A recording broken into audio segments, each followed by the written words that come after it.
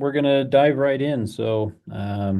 This is a program that we call Silver Wolves. And Silver Wolves is an initiative that one of my colleagues here at Arctic Wolf, which is the company I work for, put together because we just are sick of hearing of stories of people getting compromised by people that just have malicious intentions and just want to steal the money that has been worked so hard for uh, by those that are most vulnerable and least of all deserving of that type of treatment. So we decided that we were going to do what we could to try to put a stop to it and offer our opportunity to volunteer, to educate, as we are, an organization that prioritizes cybersecurity. That's what we do. That's what Arctic Wolf is, a company that is dedicated to, as we call it, ending cyber risk. So that until there is no more cyber fraud, no more compromises, no more theft from the digital world, we're going to continue to push on and do what we can to stop it. A little bit about myself. So I am currently working as a concierge security manager is the title. So I've been with Arctic Wolf for about 4.5 years now. I work out of Pleasant Grove, Utah. Some of my experience related to matters of cybersecurity do relate to, as you see here, I have a bachelor's degree from Utah Valley University in network administration and security.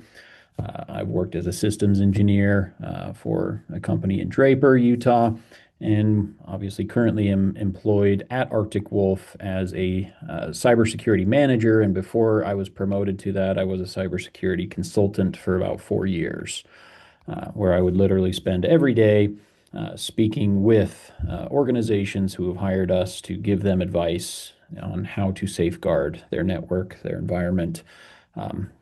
Very similar to what it is I'm doing here now for everyone. So definitely want to make sure that everyone has as much education as we can.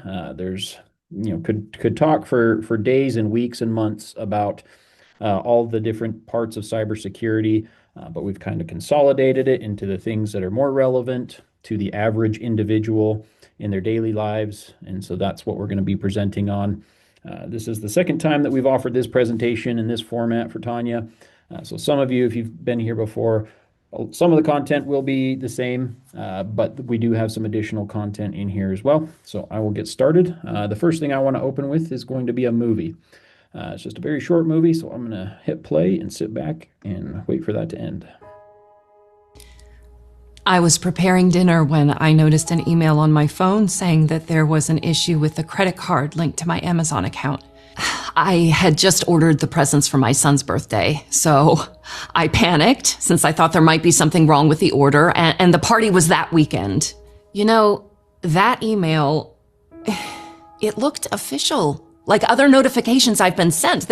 There was a logo, and I'll admit that I didn't look too closely at it after I saw it. I mean, the email said it was from Amazon, and I really needed to make sure that my son's presents were okay. So I clicked the link in the email, and a login page came up. Again, it looked really official, and I logged into my account and re-entered the payment information. Problem solved, right? Wrong. That's when the problems started. That email, it was a phishing attack. When I woke up the next morning, I freaked out. There were notifications about fraudulent activity on my credit card. Amazon sent alerts that my account information had changed and purchases had been made.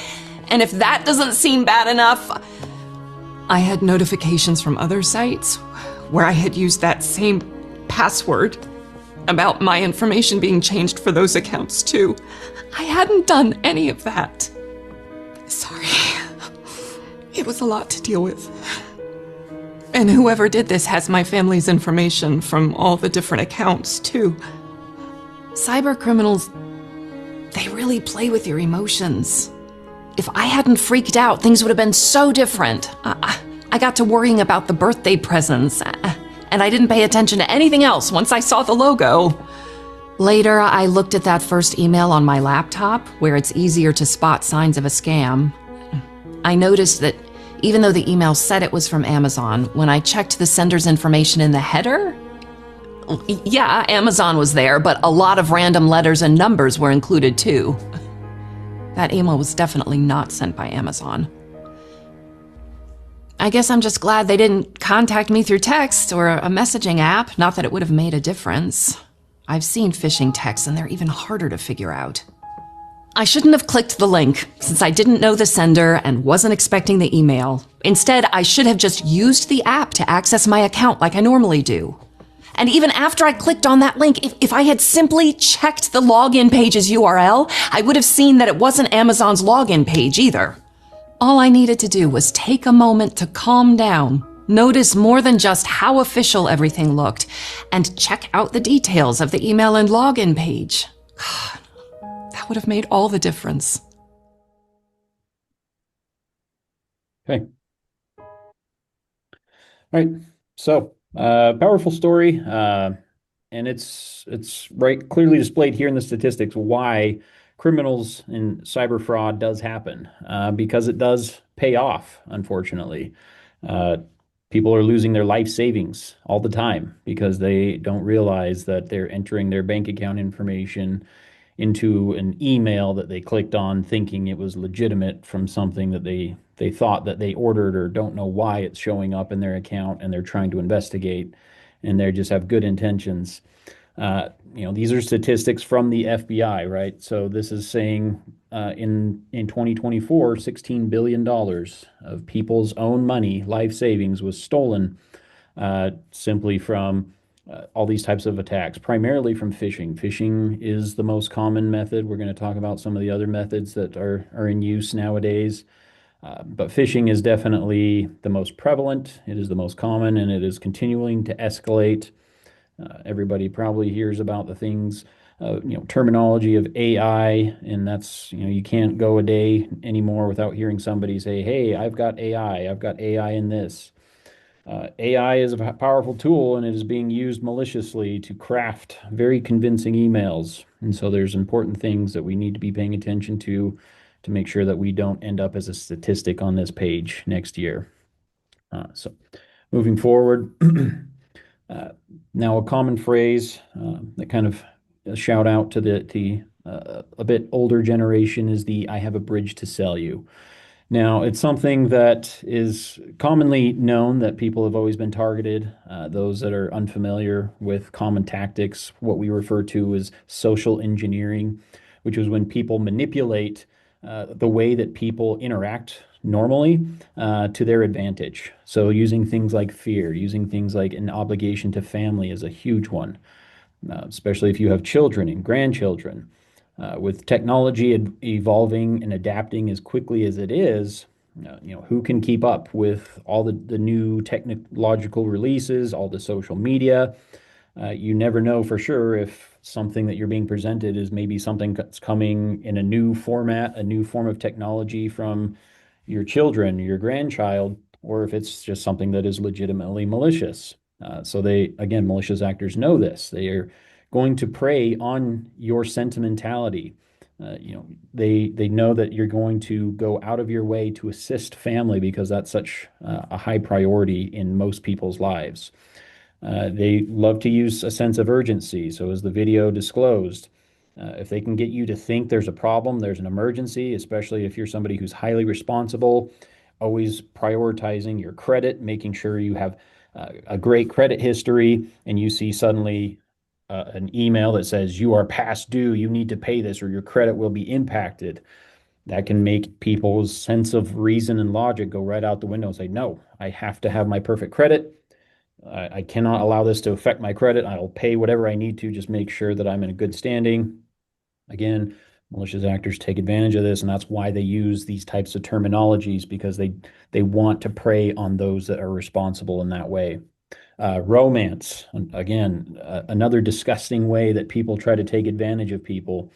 Like online dating is very common, where they'll just create a fake account, they'll use fake pictures, and they will try to get somebody for weeks or even months. I've even seen years where they have carried on a relationship with someone only to finally get them to say, "Hey, I need money and I will want to come visit you," or "I need money to help my family," and whatever lies it takes to get the person that they're in that relationship with to send them money.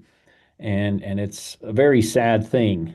But just always be careful, always be aware that unfortunately these things are happening to people every single day, and it is working. And it's going to continue to happen until people learn to stop trusting everything that is being sold to you, right? You have to validate, use logic, always question, is this really happening? Is this really too good to be true? Is this really something that I should be concerned about? Now, everyone I would think has probably received at least one phishing email, right? In fact, I probably receive a phishing email at least once a day, honestly, across my multiple email accounts. I quite literally have an email account that's for business that I've never used except for when it's very urgent, important things. I have one that's more personal that I kind of casually give out to friends and family. And then I have a third one that's just like kind of everything else, right? So it's important because you can quickly see, as I look at my own personal emails that I use in this fashion, I can quickly see which ones are piling up all the phishing email scams, right? All the junk emails start piling up in my junk email that I use to just subscribe to random vendors that I need to for whatever reason. Now, in this case, the real phishing email scam will look very similar to something like this, right? They will copy the logo, right? That is the official logo for Chase Bank. But the phone number on this bill is completely incorrect. So if you get this email and you click on that and you see the little PDF file and you see this bill and say, wait a second, yes, I do bank with Chase, or maybe I don't bank with Chase. Why is it saying that I have this amount? As you can see, maybe it says like dear user. It doesn't even have the specific name. Maybe it does. Sometimes they can buy your information from a different location where it's been compromised in the past. And we'll talk about how you can kind of check on some of this information yourself towards the end of my presentation. But for example, what you would do with this if you received it is you may look at the email, the origination of where that email came from. So in this case, it says Chase underscore bank 244361 at iCloud.com. I can promise you Chase does not use iCloud.com to send emails. So that's something that you always want to check. That is one of the best and easiest ways to check to see if an email is legitimate is to see who sent it to you. It's what we refer to as the header. And that was even mentioned in the video we just played. That header is the source, the origination of where that email came from. You may want to enter into like Google, right, and say, what is the legitimate domain for Amazon, Chase, whatever it is that you're expecting the email from, and compare it with the email that you received. And if you see it's something like an iCloud or at Gmail, then you can pretty much know that, yes, this is a scam. This is somebody who's impersonating Chase, impersonating Amazon, and is trying to get me to believe this. So again, you can also look up the phone number, right? Like if you receive an emailed bill and it's got a phone number, hey, call this number for customer support if you want to dispute this bill. Do not rely on the phone number that is on that bill, on that attachment. Again, look up in the most secure way that you can. Look up the actual phone number for the customer service, whether you have like your bank card and you look at the back of your card and see the phone number that's on there. I would absolutely only rely on some form of trusted documentation to acquire a phone number, right? Because again, they will absolutely impersonate Chase Helpline. I have a personal experience where my mother actually did the same thing. It had an email that came from Best Buy. She bought into it. She said, I never bought anything from Best Buy. Why do I have a bill for $200? She called the phone number that was on that attachment, and it took her to somebody who said, yep, this is Best Buy customer service. How can I help you? And she started talking about all the disputes, and he said, yep, that is correct. This is fraud. Give me all your bank account information and I'll investigate for you. And that's how they got her information. And $10,000 later, she learned a very difficult lesson. Luckily, I was able to kind of intercept and help guide her through the remediation process. But this is a very real tactic that is done every single day to millions and millions of people. And so you just have to know what to look for and how to make sure that you're not going to fall victim to it. These things will never happen legitimately, right? So getting a call, a text, an email, or physical mail asking you for a username and password to any of your accounts. If it does happen, then it's something that I would highly question and say, even if this was a legitimate request, I'm still not going to follow through with it because there's no legitimate company that should be asking me for these things. If they do, I would report them for insecure communication. Nobody should ever be asking you for these things. Government agency, they generally prefer to communicate through snail mail. Just ask Tanya, right? Just ask anybody. They do not generally communicate through text message that says, hey, if you don't pay your bill, we're going to send the cops to your house. That is not how the government operates. But that is how malicious actors operate, and that is commonly what they do. You got to pay your taxes, and you have to pay in the form of a gift card. That is actually something that people are receiving on a regular basis, and it's unfortunate that people do fall for that. It's something that is very painful, and it's very difficult to remediate when you subscribe and you purchase a gift card and hand that willingly over to somebody. Uh, the awards or contests, right, that you never remember entering and suddenly you somehow won, and you just have to pay some type of release fee to inherit the lottery or the winnings that you got. Uh, all scams. You are not going to win an award for a contest you did not enter. Something that is too good to be true, long story short, because there's so many different possibilities. If it's something that just like this is paradise, this is just I didn't even think that this was possible. This is so amazing. You should definitely question that and investigate to make sure that you're not falling for some type of scam. The importance of cybersecurity hygiene, right? So scammers and hackers constantly taking advantage of those simple mistakes. Now, one of the most common things that you can fall victim to is clicking on a link, right? Now, this doesn't only apply to emails. Unfortunately, a lot of people have too much faith in things like Google searches to the point where anything that Google produces, you're going to probably believe is 100% legitimate and that there's nothing wrong with any link anywhere on Google. If you are one of those people who believe that, please stop thinking that. Uh, you may notice when you initially enter in a search, again, I use Google because it's generally one of the most popular ones, nothing against Google by any means, but they generally do have sponsored results. So what is a sponsored result? It will say right at the beginning, it'll say sponsor link, right? And it will have the URL and it will act like a normal link outside of that, but it will specifically say that it is sponsored. What does it mean if it's sponsored? It means that the result is populating because that company or that organization or that individual has paid Google a certain amount of money to do something. They have paid money to have their link appear at the beginning of search results. That means malicious actors can do that too. They can pay Google. Google is not necessarily going to be vetting them as much because of the volume of links that they receive and sponsorship.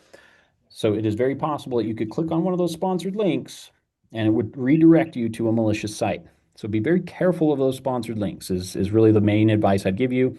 Always kind of scroll down past the sponsored links is my suggestion and make sure you're clicking on the actual URL of the company that you're actually trying to navigate to. Uh, Good online habits are going to keep you safe, right? Viruses, scams, stolen information, all of these things can be avoided by using good habits. You want to have something that is going to be able to scan your computer for viruses. If you download something, you should be very protective of what you're downloading. You should only be downloading off of, again, legitimate sites. It's very important that you're not just going to any site and say, hey, I need to download this piece of software. Let me just Google for it and click on the first sponsored link that redirects me to some random page and still gives me a file that looks similar to what I'm trying to download. That is a very risky process. That is a very common way to get viruses. Again, you need to find the legitimate website for whatever software it is you're looking for and download only the legitimate software from the legitimate site. Never download something from a site you don't recognize or trust. Protecting yourself online, right? Your identity, your money, your devices, all of these things matter. We have phones, tablets, computers. There are so many different ways that you can fall victim to these things. Always try to protect yourself. Be aware of what you're doing, of what you're downloading, of what you're enabling. Uh, don't just, click on something because it pops up, right? Those are going to be the things that malicious actors are hoping that you're going to do. Okay. Software updates. I like to just talk on this. Everybody hates software updates in my experience, but they are very vital. They are very important. They are inconvenient, but it is security has a direct correlation with convenience, right? So if you are more convenient, you are generally going to be more insecure. So the more difficult it is for you to log into something or for you to, update your computer, the more secure your computer probably is if you're doing those things. So just keep that in mind every time you skip an update, every time you close your browser and say, nope, don't want to update right now. You are just opening that door for malicious actors to say, thank you. This person didn't want to wait to do this update. So now I can perform the exploit that that update was going to fix. So thank you, person, for not updating. Now I can compromise you. Now I can steal all your information. Turning on automatic updates is the way to go. Be patient with the updates. I understand it can be frustrating when you're in the middle of something, but always try to get them implemented at least, at the end of your day, if nothing else. Update as many of your devices as have software updates available on them, your computers, your phones, your tablets, anything that has software that is saying, hey, you need a software update. I would highly encourage that you do that. Your Google browsers, things like that. All of those things have updates that come out almost weekly. And so it's important that you do get those updated on a regular basis. Safe internet browsing habits. So here's a kind of a screenshot of what you want to look for. So this is referred to as the HTTPS. It's kind of like it's referred to like a hypertext protocol. And what it does is it's there, you can see on the left, there's the HTTP. What does that mean compared to the HTTPS with the little lock symbol on it? So HTTP in cybersecurity, in very simple terms, means that it is not secure. It is not an encrypted connection. It is good to have an encrypted connection, especially if you're communicating sensitive information, like especially accessing a bank account. If it is not encrypted, that means that anybody on the internet that happens to be in the same general area of your computer that's like maybe using the same Wi-Fi, they would potentially be able to see all of the communication data if they jumped onto that same Wi-Fi. So, for example, we'll talk about this a little bit later, but if you're on a public Wi-Fi network, you go to a coffee shop, you go to a Starbucks, whatever it is, a library, and you join on a public Wi-Fi and you browse to a page that doesn't have the HTTPS, then basically anybody on that same network could potentially be seeing everything that you're looking at, everything that you're entering, your passwords, your usernames, all that information would be visible to any malicious actor that knows what they're doing. So again, look for that HTTPS when you go to a website. Browsers have been getting better, and they actually will usually call out and give you a little warning that says, hey, be aware, this site is not secure. This is not HTTPS encrypted. HTTPS means that there generally is a secure encryption so that even if somebody is on the same network as you, they can't generally see the communication that's happening between your computer and the end computer of what you're communicating to, like at Amazon or whatever company you're speaking to on the other side of the internet. So overall, the bullet points here, right, are make sure your websites are safe. Again, that's where we're looking for the HTTP or the HTTPS, or even just the little lock icon means that it's HTTPS and secure. Do not download files that look suspicious. Hopefully, that's pretty obvious as to why that's a problem. But again, if you just think to yourself, do I really need this software right now? Is this something that I absolutely have to have? If the answer is no, maybe don't download it. It's really dangerous. People will take legitimate files, create a small virus, insert it into that legitimate file, and re-upload it. And people may think that they're downloading the legitimate website or the legitimate file because it looks and it performs all the legitimate things.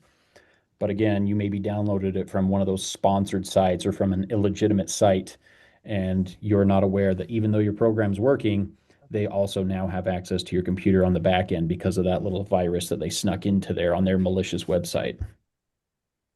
Overall, don't click on unknown links, right? So if you're checking your emails, again, even if it's a legitimate email, my preference, my guidance, like I said, if you're going to Amazon, you're going to your bank account, Don't click on the login button in the email. Don't just have it automatically redirect you to your login page.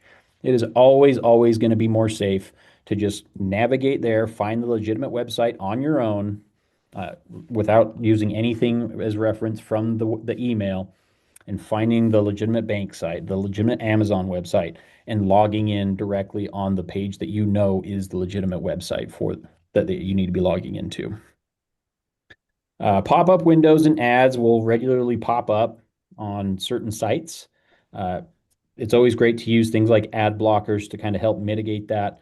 But no program is perfect and can stop them 100%. Again, some of the pop-ups will kind of like take over your screen and say, "Hey, you've been infected. Please click here. Please call this number."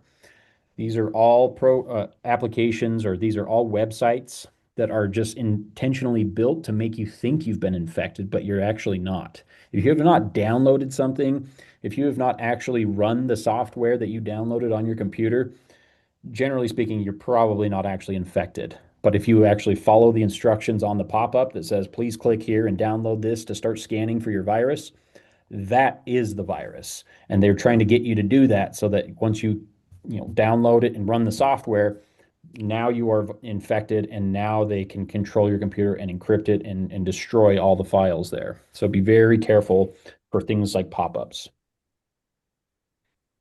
All right. Things look a little ishy to me, is what we call it, because there are so many different types of ishing that we refer to.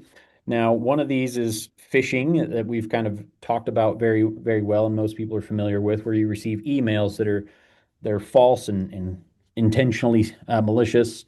Smishing is another one that you should be aware of. A lot of people probably also receiving this on a regular basis, which is where you get those text messages that come from just super random numbers and claim to be like the IRS, or claim to be the postal service or something, where they have a package for you, but you need to respond with your address or your bank account information to have it properly delivered. Don't fall victim to those things. Don't even respond to them. Just block the number and go about your day. Even if you don't respond with malicious or personal information, if you simply respond to the text, then that kind of fires off a signal to whoever sent it to you that, "Hey, I know somebody is here. That means I'm going to keep using this phone number to continue to target in future attacks." Vishing, phone voice delivery, right? So if you get a phone call, people again calling to say, "Hey, this is the government. You are past due on your taxes. You need to pay right now." These are all types of attacks that you need to be aware of. If again you suspect that there's something going on from the phone call that you received and you question its legitimacy, say, "Okay, great. Please let me hang up and I will look up your phone number for the IRS on my own, and I will call them and make sure that this is legitimate." Do not call a number that they give you. You look up a number for yourself and you call the number that you know belongs to whatever organization is claiming to have been calling you for whatever reason. The last one we'll talk about here is, I'm going to skip ahead here for sake of time. So I'm going to get straight to quishing. The quishing is going to be the QR code that maybe a lot of you have seen. Sometimes you go to a restaurant, you'll see a little QR code. In fact, I'll have an example towards the end of this presentation that actually is legitimate, but it is important to know that QR codes in general can very easily be created. Why is this a bad thing? Well, because you can direct a QR code to make you go navigate to whatever website that you want. So if you just go around scanning any QR code out in the public world, again, malicious actors know this, and so they will make a habit of creating a QR code that redirects you to a malicious website. So again, you have to be very cautious of what you're scanning. Make sure that you trust. I'm not going to say that all QR codes are bad, especially since I'm going to advertise one here towards the end of this. But I will say that you should not just go trust one. "Hey, here's a QR code that's slapped onto a telephone pole. Let's see where it takes me." No, I would probably say that's a highly dangerous thing to do. Even if you go to a restaurant, sometimes people will get stickers. They'll create a QR code. They'll slap it on a sticker. They know that some restaurants like to have QR codes on the table that you can scan to look at their menu. What does a malicious actor do? They create a malicious QR code. They go and slap it on one of those tables and cover the legitimate QR code, and then you scan it trying to look at your menu. maybe scratch the table and make sure that there's not like a sticker on top of the legitimate QR code. Maybe ask the waiter or the waitress and say, hey, can you please make sure that this is the right QR code? Is this the way that you do it? Like it looks like this is a sticker. Do you guys do stickers for your QR codes? Question everything, right? You want to be making sure that you're not just blindly trusting people because again, if you navigate to illegitimate website by looking at a QR code, there's a good chance it's going to automatically download a piece of software and potentially start automatically running malicious software on your device. It is very simple for something like that to be built in, and it's called scripting. And it's a very powerful tool and easy for people to fall victim to. Social media attacks, it's a gold mine for bad actors, right? So uh, we want to always have our security settings set to private. Now, if you are using Facebook, if you're using Instagram, doesn't matter which one it is. A lot of people use it to keep in touch with their friends and family, which is great. It's literally the only reason why I have any of those is because I need to be able to keep in touch with friends and family from who knows how many years ago, right?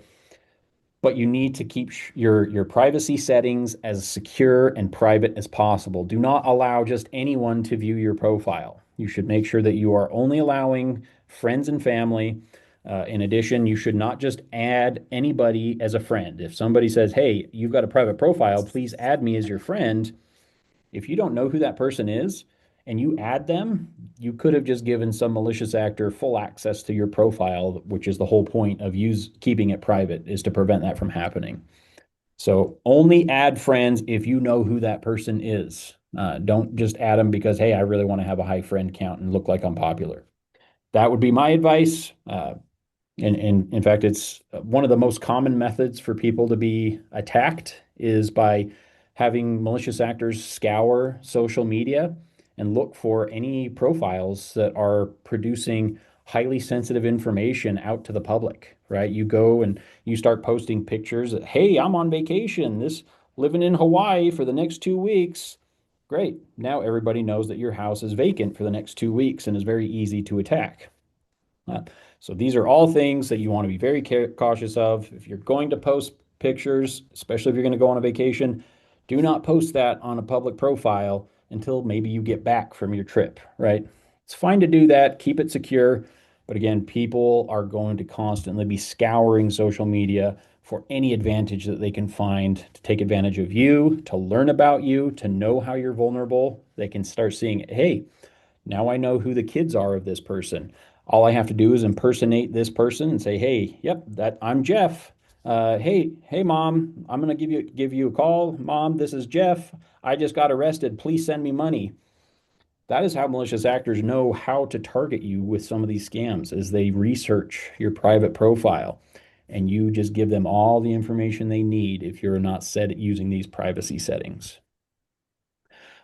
Verify things with friends and family, right? A very important thing that I'll say is you want to have a code word with all of your family members, something that only you and they know. So that way, again, if it's an emergency, mom, I've been arrested. I need money to get out of jail. Okay, what's the code word? I need to make sure this is you. And if they don't know it, you may want to very strongly question if that person is actually your family member or not. All right, passwords versus passphrases.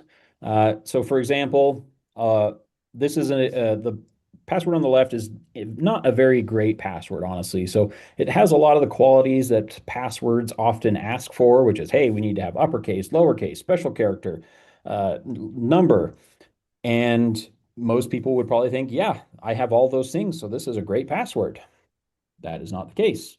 With today's technology, you can crack that password in 1 second. Doesn't matter how many special characters, how many uppercase, how many lowercase. The key is having length. That is what makes the computers, the algorithms that are used, so much more difficult to crack. So as you can see here, this is called a passphrase. So rubber for Babby, buggy hashtag bumpers. Now, that's a pretty long one, right? No one's ever going to crack that password by using what's called a brute force attack, which is where a computer will throw every possible combination of letter, number, special character, uppercase, lowercase, across 8 characters, 7 characters, 6 characters. They're going to try all those things. And with today's technology, you can throw every possible combination at a computer in 1 second for up to 8 characters. So again, it's good to have uppercase, lowercase. It's good to have numbers, letters, combinations. Those are good things, but you have to have character length. In my opinion, I would say minimum 12 characters, preferably more, but minimum 12 characters. 12 characters gets to the point where today's technology is not going to be able to brute force through that in any kind of short amount of time, any kind of realistic amount of time. Now, the reason why I say probably more is because what is happening with technology every day? It's evolving, it's advancing. So 12 characters may be safe today, but in 10 years from now, maybe not. So maybe just start going to 15, maybe just go straight up to 20 characters. How am I going to remember a 20 character password, you may be asking?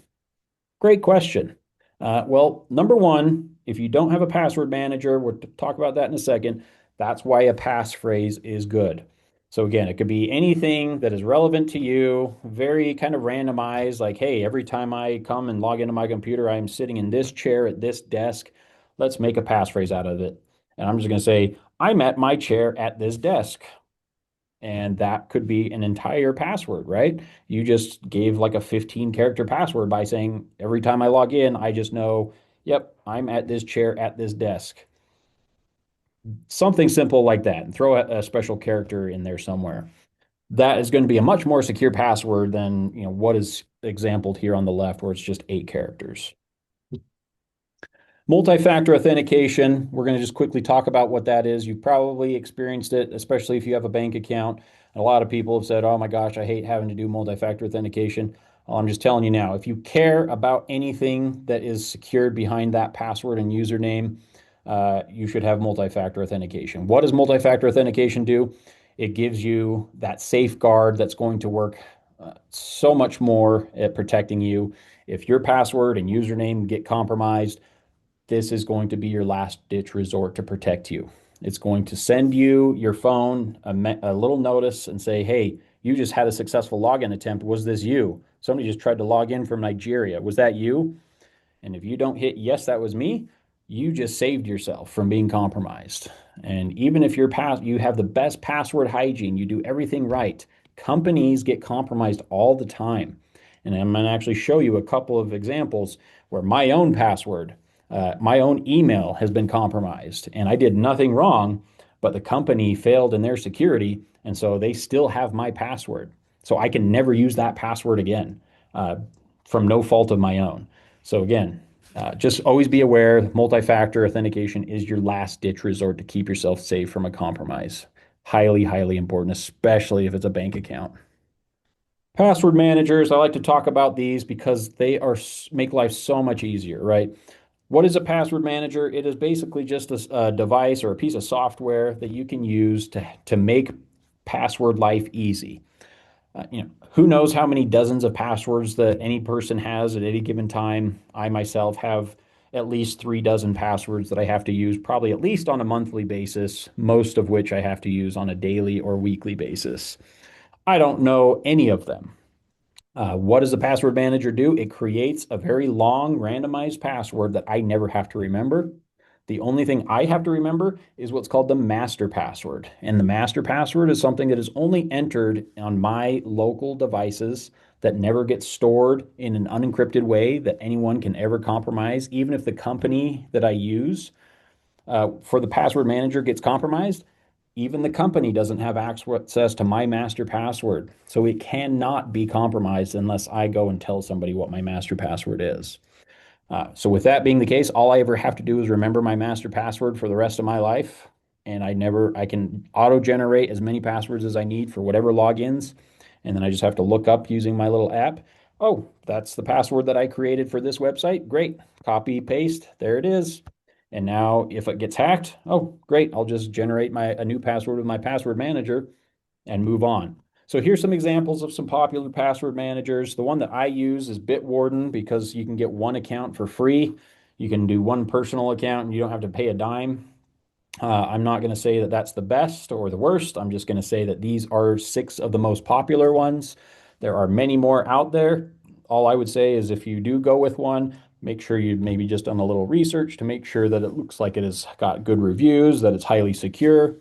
If it's got like one review that says, hey, I really like this, probably don't trust one review, right? Trust something that's got hundreds or thousands of reviews. Those are something that you're going to be able to have a bit more faith in.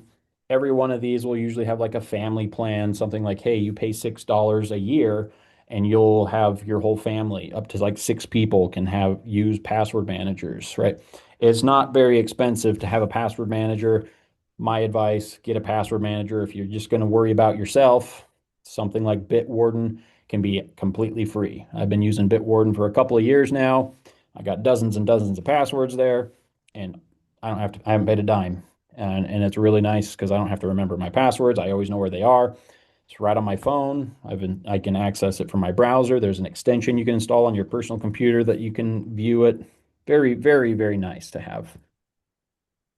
All right, so wrapping things up here, stranger danger's back. Use a code word for friends and family. If it makes you go, then you should always question it. Don't have blind faith in something if you think it's too good to be true. Know who to contact. Hopefully, most people have at least one person in their life that they think, yeah, I know this person knows computers inside and out. If I have like absolutely no idea what to do and I'm freaking out here, there's at least one person that I hope I can talk to who can at least give me advice of what to do.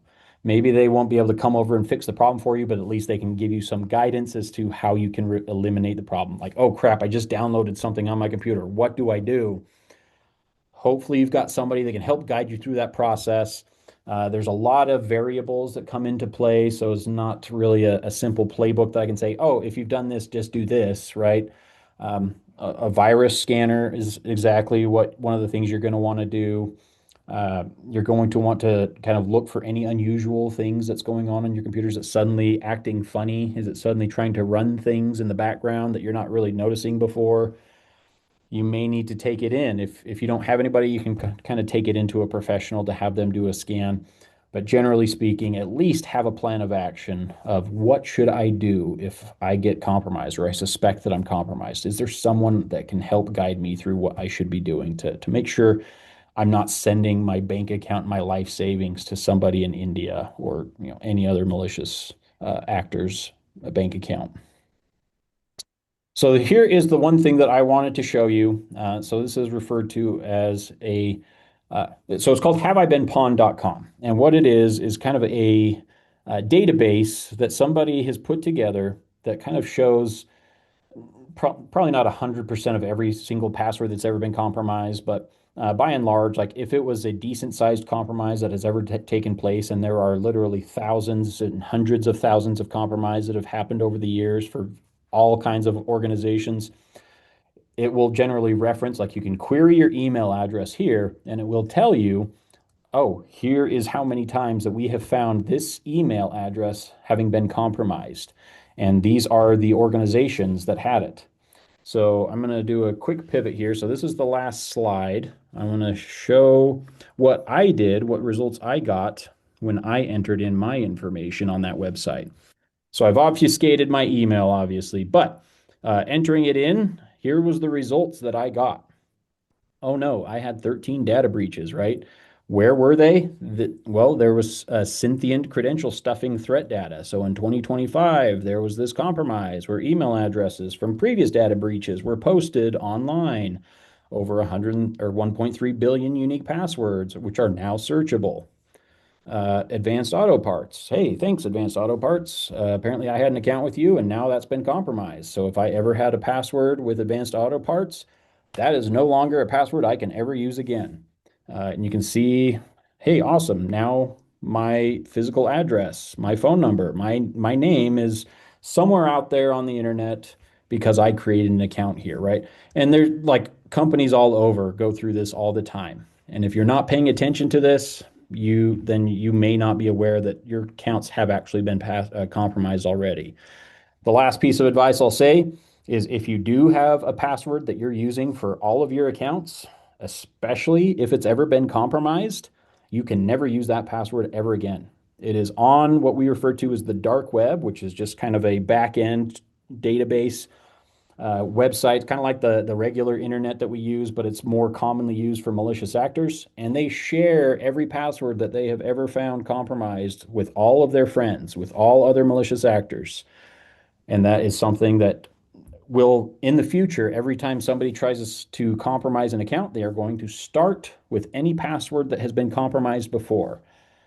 So you can never use a password that has been compromised ever again if you want to actually ensure that you're not going to fall victim to what we refer to as this brute force attack. Because that's the first thing that malicious actors will do is try every known compromised password in history, and then they're going to start looking to start trying to compromise you in other ways. That is what I have for you today.